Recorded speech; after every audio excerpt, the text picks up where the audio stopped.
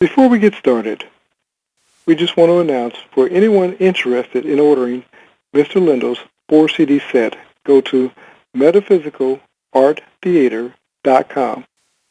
For those in the U.S., you can order either physical copies or the digital downloads. For those outside the U.S., you can order the digital downloads by going to metaphysicalarttheater.com. How you doing, sir? Oh, just fine, thank you. How are you doing? I'm doing great. Hey, in our discussion earlier, you were stating that you had a question for the audience, so I'm going to let you ask that question. Okay, very good. I say to you, do you believe God would lie to you? That's the question. Take a moment and ask yourself the question. Because that's a question we all do have to answer sooner or later, right? It is. Whether we believe that God will lie or that Scripture is untrue, whatever. Yes. So there's your starting place, isn't it? It is. Because if we answer the question one way or the other, it's going to determine the foundation that we're building our trust on. Would you agree? That's it. That's it. If you don't trust him, you see, that's the reason why people go to church for 40 years and still don't know anything about what's going on. Because they don't believe it. They say they do. I mean, it's a popular idea to say you do. But, I confess, every day I have to watch myself. Because it's so easy to get caught up in what's going on around you and your environment. And so, and you're actually living in two worlds when you actually think anything spiritually, because it's what you think you are. Isn't that the question? It is. It is. You were speaking about the world about us, the world without. And somebody had just posted a post literally in the Facebook group, and his question was, how do you deal with social anxieties? What would you say to that person? Well, look, you're always thinking ahead of your evidence. Change it and see for yourself. That's all. In other words, it's your own inner conversations that's guiding you through this life. It's not falling into the past. It is being projected into our future. It's you making your future moment by moment. As I said, you're always thinking ahead of your evidence. So actually, what is the evidence you're expecting? Because that's what you always will get, what you expect. Not necessarily what you want, unless it happens to be the same thing. I think that probably... I do too. Yeah, don't you think? I think that probably made an impression. I do. And I think that says a great deal when you start looking at your own inner conversation. And it's funny that you bring that up, because that's what I wanted to address today. Self-talk, the unruly child. Many of us have let our inner conversations take over. And basically, that's why we deal with social anxiety and the plethora of the boogeymans and the monsters without. Would you agree? What you think is what your child learns. You see, the thing of it is, he doesn't know he's receiving the message, and you're giving the message. You're teaching yourself. Every word you use is teaching the child, yourself, what? If you'd watch your own inner conversations, you'd not only find what you're telling him or her, but also yourself. All denial, we're told, is self-denial. God's not denying you anything. As a matter of fact, he doesn't know exactly what you're doing as God. He only knows what you're doing as you, because that's who you actually are. There's only God. I mean, God is all things to all. That seems to me to be pretty clear. if he's all things to all, then what is it that you're thinking about? Because your thinking is praying. Every word is to be taken into culmination to make up your life, because every word must be accounted for.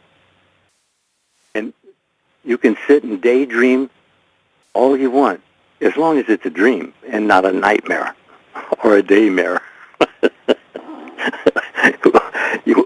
Would you say that would be all right? I would.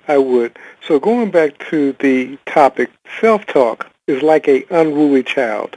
So as Mr. Lindell was saying, even when we talk about children, what information are you giving them for their self-talk? Because he will often say, they're obligated to us mentally until the age of reason. Would you agree? I have actually spoke to people who are still being raised by their parents who have been long dead. And sometimes they get infuriated with me for saying so. And now they got a commercial on television of a guy who goes around helping people be into their old age, not being their parents. But that's true. People are still being raised, 90 years old, and he doesn't realize he's still being raised by his parents' ideas. So at some point, you have to fend for yourself, because actually you are doing so, aware or unaware, wouldn't you say? Absolutely. And going back to what you just said a moment ago, people not realizing that many of their paradigms, mindsets, their habits are not something they decided upon themselves, but the world around them, whether it be their parents, their educators, their pastors, their leaders. These people are still making decisions for you because you haven't decided to think for yourself. Would you agree? That's true. That's absolutely true. I mean, if a person would just sit and contemplate what you just said over and over and over, it's got to click somewhere there. But you got to stay with it. You got to show up and be there now, because now is the only time there is, right now. And that's what you're told. Now is the appointed hour of desired change. And if that's what you're looking for, then that will be looking for you. But if you're thinking about things that are bugging you, all you're going to get is more bugs, wouldn't you say? Absolutely. And you said something that's key. If you're looking at desired change, you have to stay with it. It's not a one-time, well, I thought this positive thought one time or even 10 times. It has to be a regimen, almost becoming a lifestyle. I remember being in the military, and I know that Mr. Lindell could also attest to this.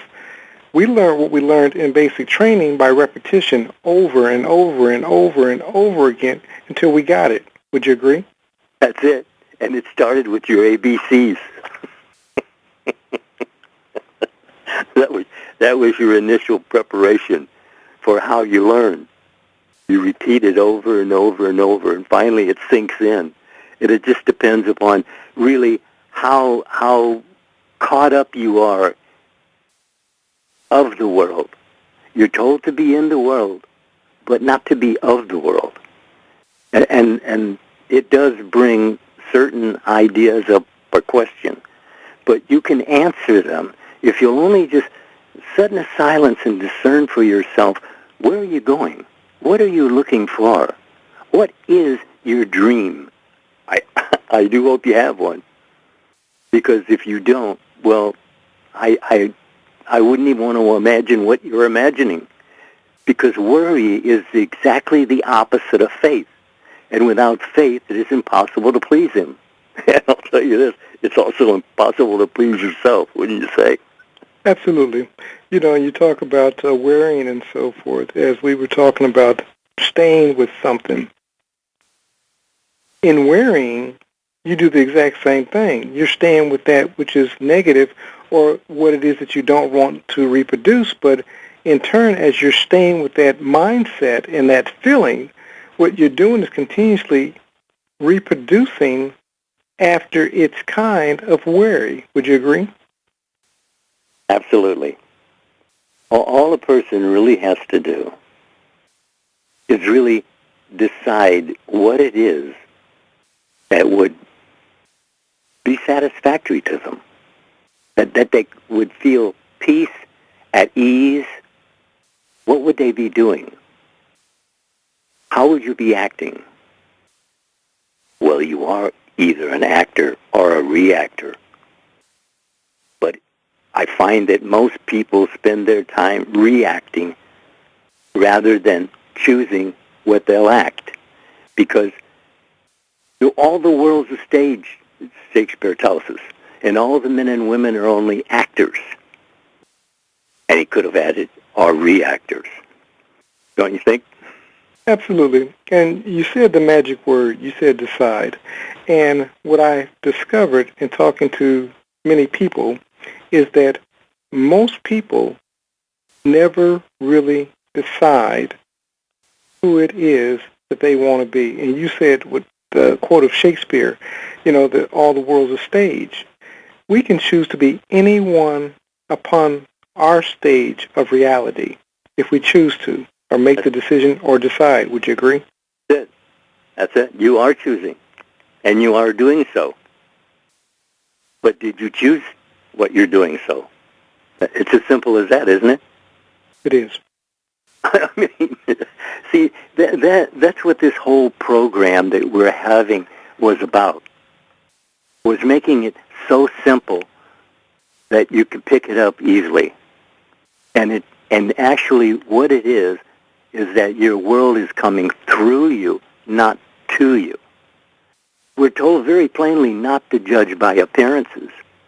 Because if you judge by appearances, then your world is coming to you. But if you would look beyond that, you would see that there was a thought that started that operation. And you are the one choosing the thought that causes the operation of an idea, whether you want it or not.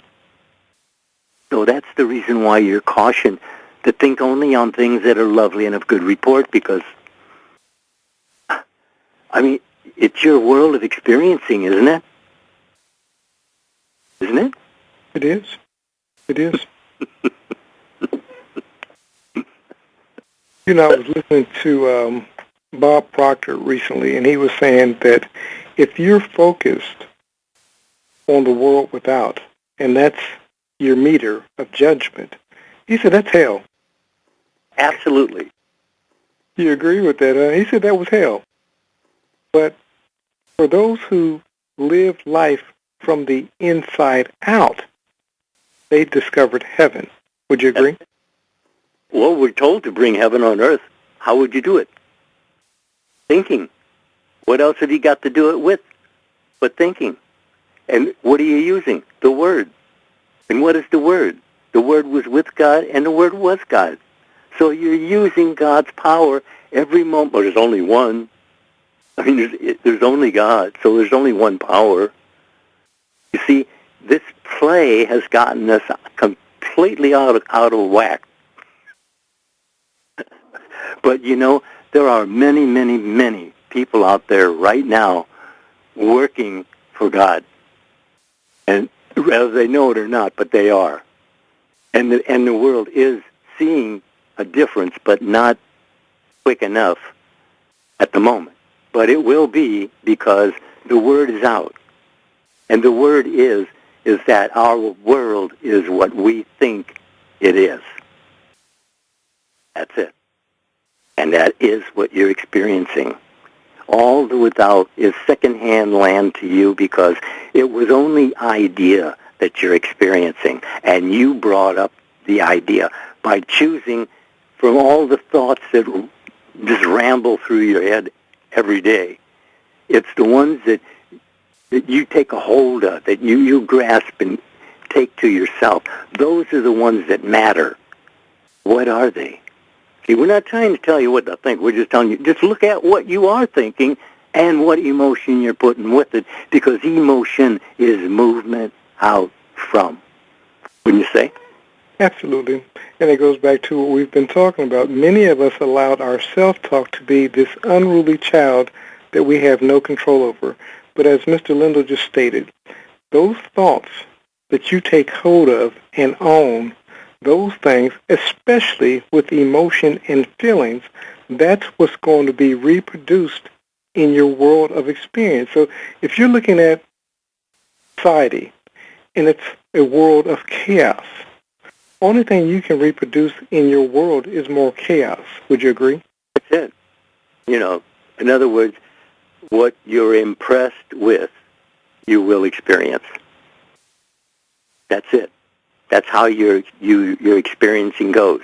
As you're impressed, you express. And Scripture puts it very plainly. That's exactly what we're all doing. What we're impressed with, we're actually expressing. But you can impress yourself now. That would make that the law of your thinking and feeling. But you have to practice it. You actually have to take time and practice feeling better than the best. And that should come to you naturally, but you have to be relaxed. You have to ward off the fear by thinking feelingly upon what's lovely and of good report to you. It's not about, flowers and all of that. No, it's about as you think you are, your world on the without, if that's where you're going to find your help, you think. No, it's within you. You're thinking of the world, and the world is itself. It is not you. It's only thoughts of mankind. It's out of the mind of man. Everything about you is imagined by someone and then made maybe by someone else. But your whole vast world is a virtual reality. Right now, it is a virtual reality. You're the only reality here. You're the one that's given. Choose this day. Everything else has to go according to the plan set. The trees grow, flowers grow, crops grow, animals grow. Everything is in order. But we're given choose, and whatsoever to choose from, because we're told that all things are possible to those who believe. And you can believe anything if you really want to. Don't you say? Absolutely, absolutely. And the thing is, when we're speaking of this virtual reality, some of you begin to give your attention to what it is that you want. But because it's not manifested in 10 minutes, a month, 6 months, a year, you give up and say, it doesn't work. You see what it is that you want to manifest until it becomes solidified in your world. Would you agree? Absolutely. Absolutely. And it's like you said, what is it that you're setting, thinking, feelingly about? Do you even know? See, a lot of thinking goes on without paying attention to it. But it's all creative. Every word is creative. And if you're spewing out something and you're not paying attention, it could be disastrous. And in many cases it is. Because people fearfully, see, the question is, do you believe God would lie to you? He told you, think only on things that are lovely and of good report, and that as you think, you are, you do, you have, you be. How simple a situation that you can check it out for yourself. Wouldn't you say? Absolutely. Going back to your question, do you believe that God will lie to you? even a greater question, do you even believe that God can lie? The truth of the matter is he can't. And the other side of it is he doesn't have to. He's the creator. So when you understand that God cannot lie, it's said in Scripture, he's not man that he shall lie. Yes. So if Scripture says that, and us who have proven him over and over and over again, who can attest to God can't lie, with so many testimonies, with Scripture being said, if you get to the mindset and realize that what Scripture says about you, true, and you begin living from that truth, your life is going to be transformed. Would you agree? Absolutely. That is, if you actually understand what you're reading. You see, you're given to understand it, but it is you who must accept it. You're already given, but you must still accept it. And that's where people fall off in praying for something they want. They're asking for it, and they're thinking that they're not going to get it. And they don't get it. And they say, see, prayers aren't answered. But they are. You're told that they are answered. All prayers are answered. But do you know how you're praying?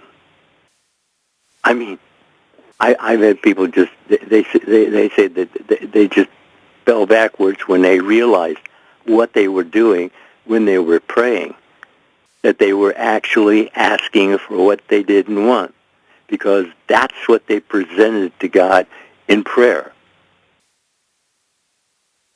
And subconscious doesn't question you. It creates your world as you think you are, you do, you have, you be. And that's on and on and on. So get with it. Feel after what it is that you want, not what you don't want. And actually, if you put it out there, I'd say probably 90% of the world does nothing but think about, worry about things that really, it's really none of their business. That's God's business, making things physically in your world of experience. Manifesting what you think, what you feel. That is what God has promised you he would do. And he has done it. Because look at it as you think you are, right? Absolutely. And, in touching on that, I was communicating with someone recently, and they were talking about wanting to have a child, but they wanted it by this particular person who wasn't interested in them. I said, that's God's business. I said, if you want a child, what you must do is see the end results. You see what it is that you want and let God, allow God to bring about the manifestation. Would you agree? That's it. That's it. And it's the same thing with a troubled child. It's the same thing with an infected child. It's what the people around you and you come to the conclusion that there's a possibility that it's not coming out right. And what do people think upon? Always the worst rather than the best, right? Absolutely. Absolutely. So what are they doing? They're actually designing the child. Come on. It's true. It's that simple.